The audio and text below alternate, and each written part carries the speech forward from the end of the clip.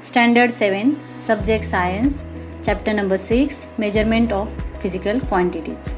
Students, in this video, we are going to learn the following points, that is physical quantities, scalar quantity, vector quantity, mass, weight, standardized measurement, prevailing system of measurement, fundamental quantities, international system of units, and the last point which we are going to learn, that is standards of the fundamental quantities. So let's start with the first point. Before starting the first point, observe the pictures which is given on page number 41 in your textbook and answer the question: how are the various articles and materials shown in the picture measured? Very good. Brinjals, pumpkin, onion, potatoes, French beans and many similar vegetables are weighed in gram, that is G, and kilogram, that is kg. We call it weight in our day-to-day life, but actually its mass is measured. The spool of thread has thread which is measured in meter. म्हणजे काय, दोऱ्याच्या रिळात जो दोरा असतो त्या दोऱ्याची लांबी आपण कशामध्ये मोजतो?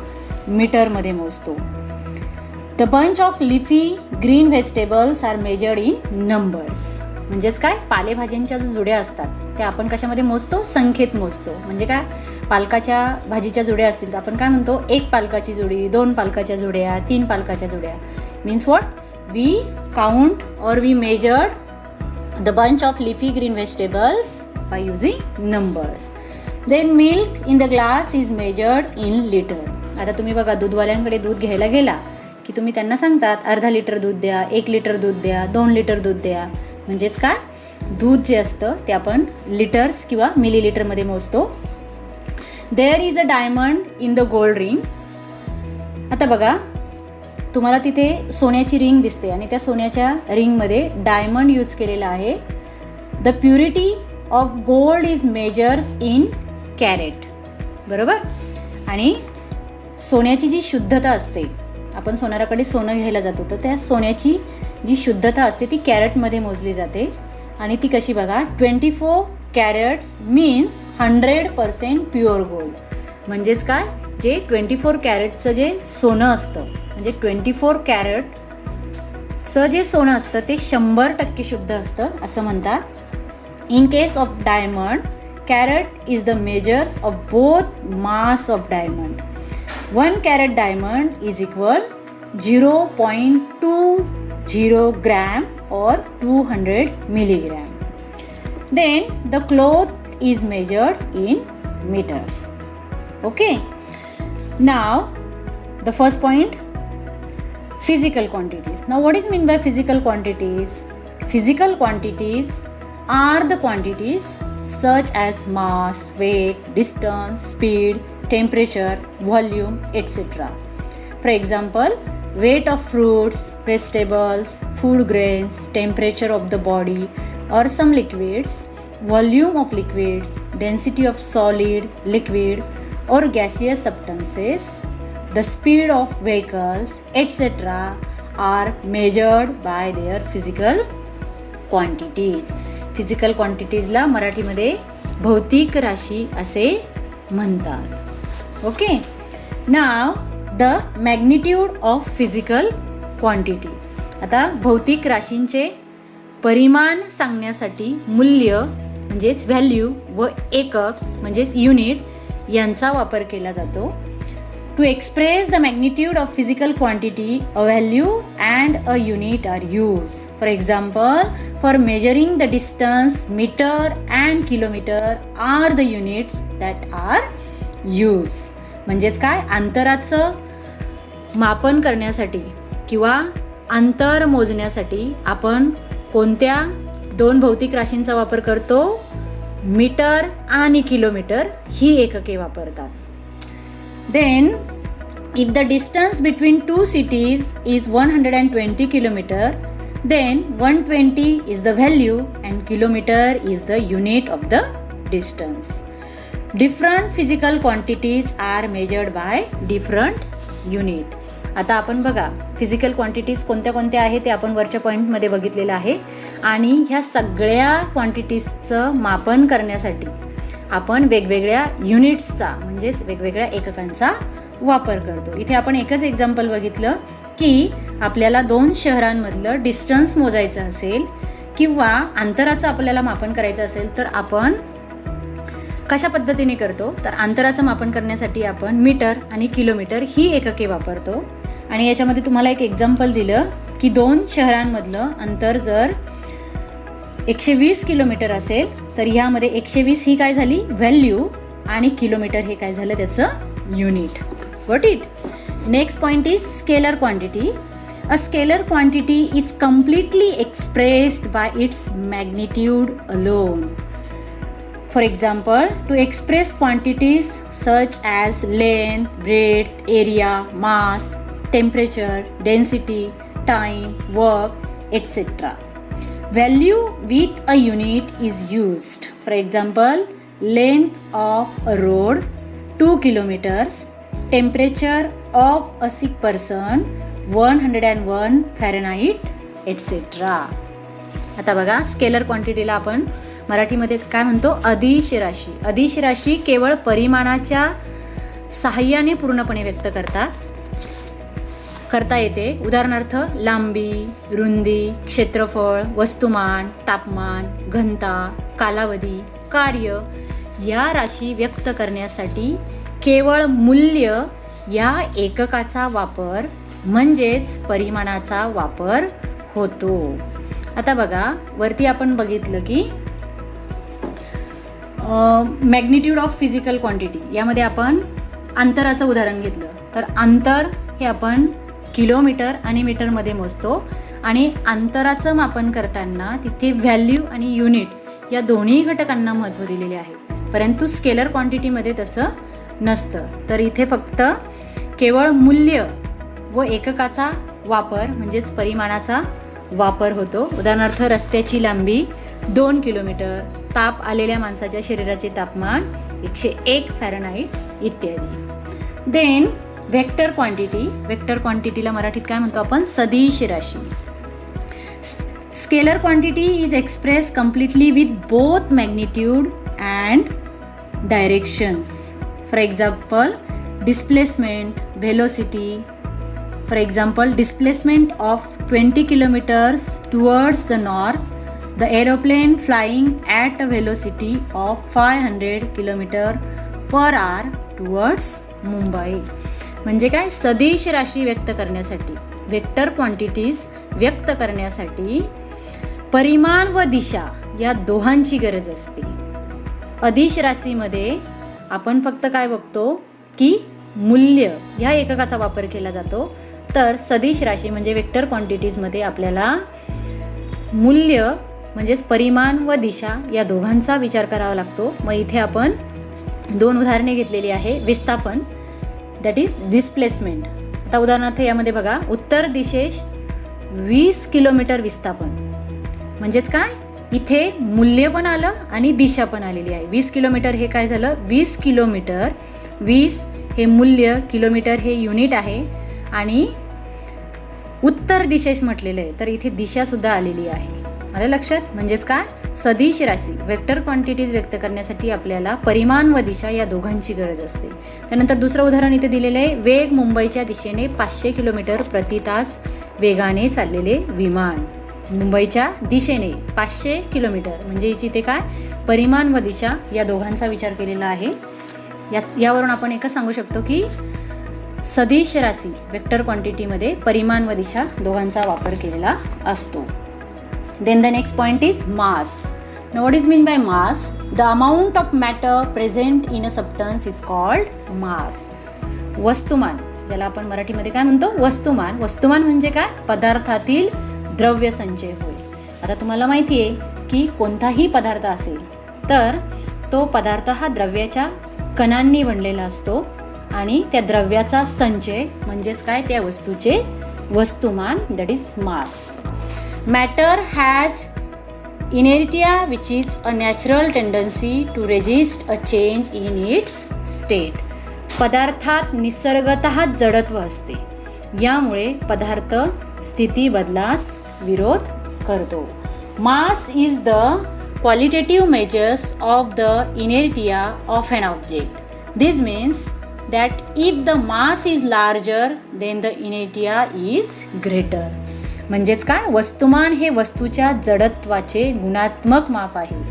म्हणजे जितके वस्तुमान जास्त तितके जडत्वही जास्त असते. Mass is a scalar quantity.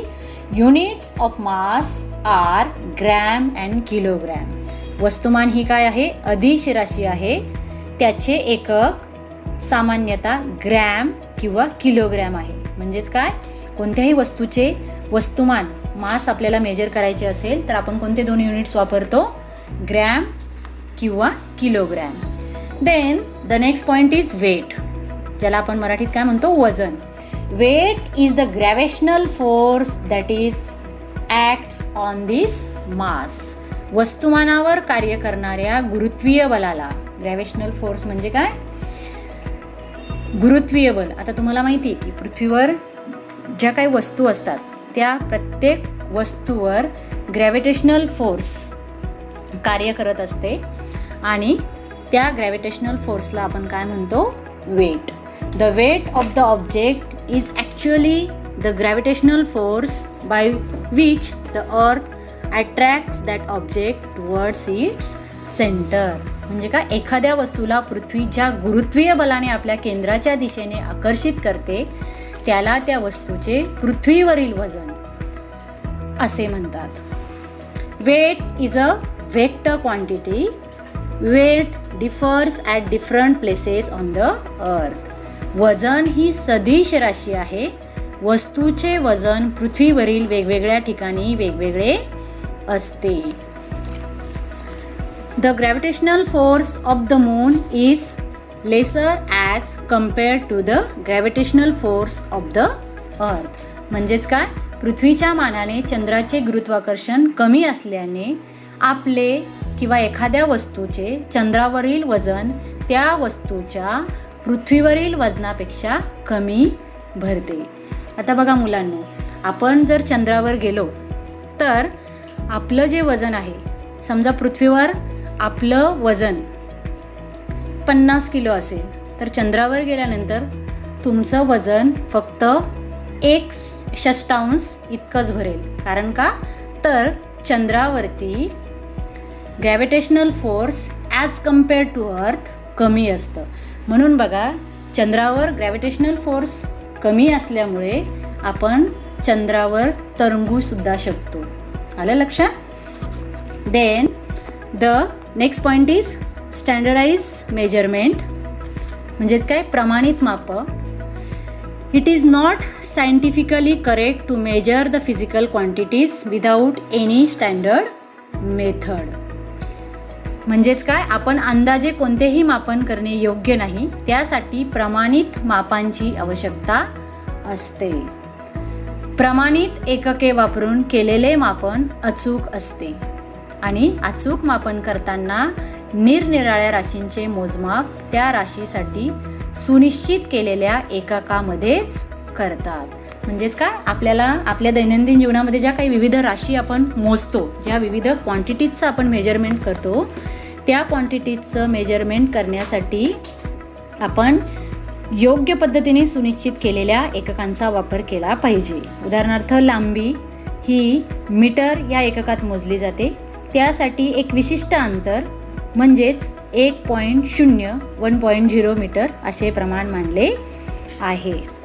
आता बघा, नेक्स्ट पॉईंट आहे आपल्याला इथे बघायचं आहे, प्रिव्हेलिंग system of measurement.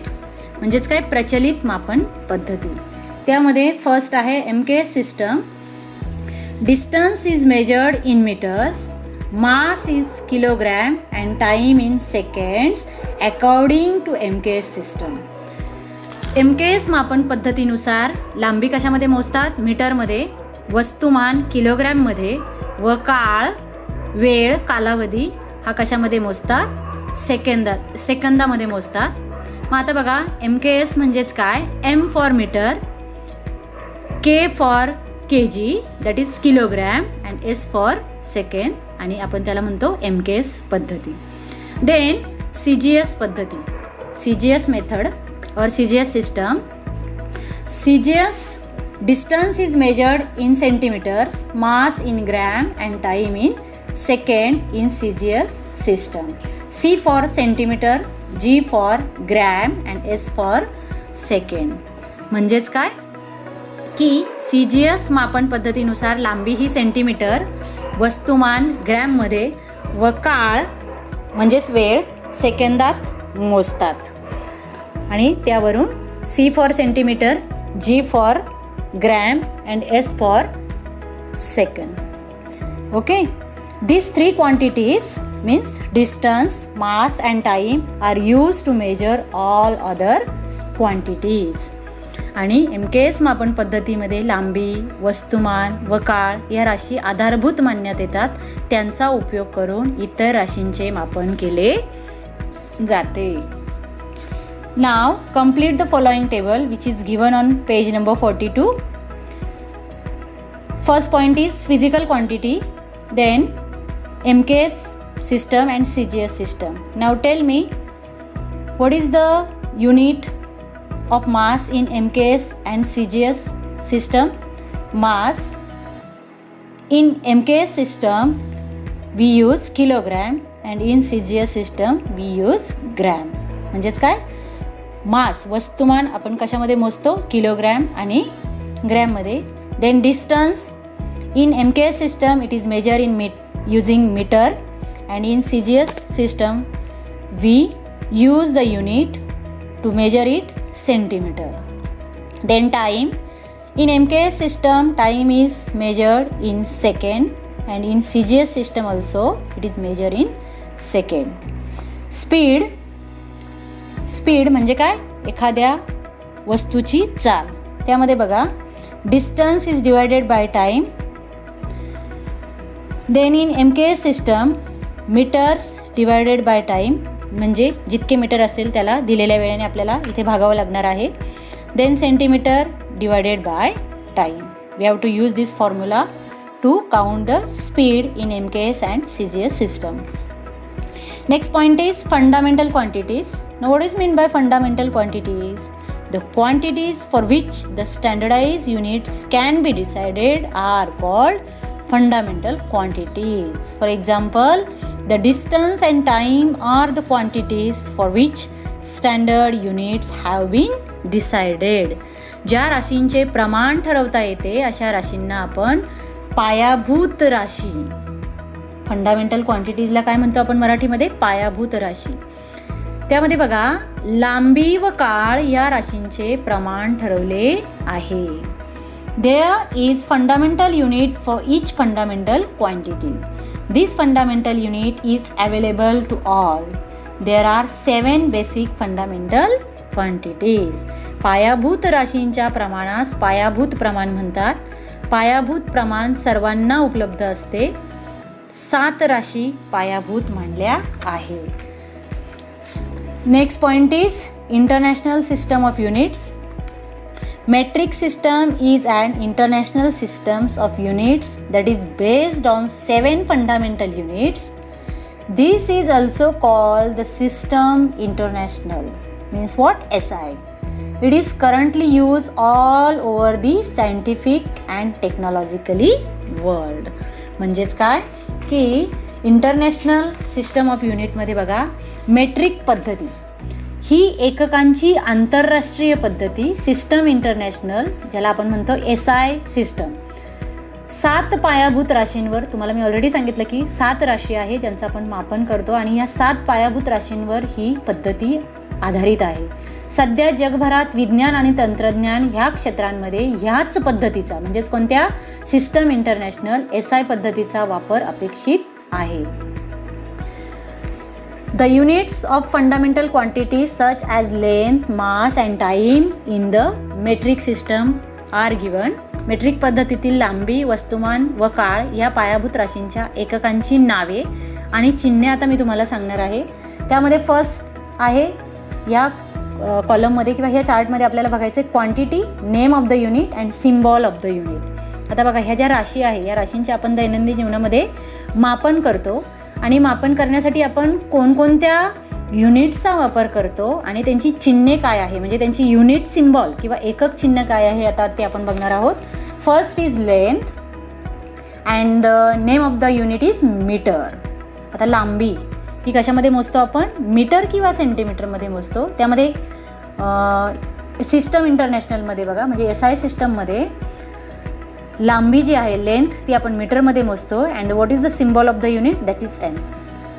Next mass, we measure the mass in kilogram, means what, name of the unit is kilogram and what is the symbol of that unit, that is kg. Then time, name of the unit second and the symbol of the unit is S. Got it all of you? Now the next point is standards of the fundamental quantities. म्हणजेच काय, पायाभूत राशींचे प्रमाण बघा. आता इथे आपण standards of the fundamental quantities बद्दल माहिती बघणार आहोत. At the international bureau of weight and measures at Paris, the standard of mass, a solid cylinder made of a platinum iridium alloy is kept. The mass of this cylinder is 1 kilogram as per the international agreement. तर बघा, Paris येथील आंतरराष्ट्रीय वजनमाप संस्थेमध्ये platinum इरेडियम संमिश्रांचा एक भरीव दंडगोल वस्तुमानाचे प्रमाण म्हणून ठेवला आहे. प्लॅटिनम इरेडियम संमिश्राच्या या अधिरूप पट्टीवर 2 सूक्ष्म रेषा कोरलेल्या आहेत. या 2 रेषांमधले अंतर मीटर म्हणून जगभरात प्रमाण म्हणून वापरले जाते. Official accurate copies of this prototypes are kept in standardising laboratories institutes all over the world. यांच्या अधिकृत आणि अचूक अशा प्रती प्रमाणीकरण करणाऱ्या जगभरातील प्रयोगशाळा संस्थांमध्ये ठेवण्यात आलेल्या आहे. The time required for 1 revolution of the earth is taken as 24 hours. It is measured by an accurate device. This is considered to be 1 day. 1 hour is considered to have 60 minutes and 1 minute to have 60 seconds. From this 1 second is standardized. म्हणजे काय, कालगणना करताना पृथ्वीच्या एका परिवलनास जो सरासरी वेळ लागतो तो अचूक साधनाने मोजून त्यास 24 तास धरून 1 दिवस प्रमाणित केला गेला आहे. आता तुम्हाला माहिती आहे की पृथ्वीला स्वतःभोवती एक चक्कर मारायला किती वेळ लागतो, 24 तास. आणि इथे तो अचूक साधनाने मोजून त्यास 24 तास धरून 1 दिवस प्रमाणित केला गेला आहे. एका तासाची 60 मिनिटे व एका मिनिटाचे 60 सेकंद याप्रमाणे 1 सेकंद प्रमाणित केला जातो.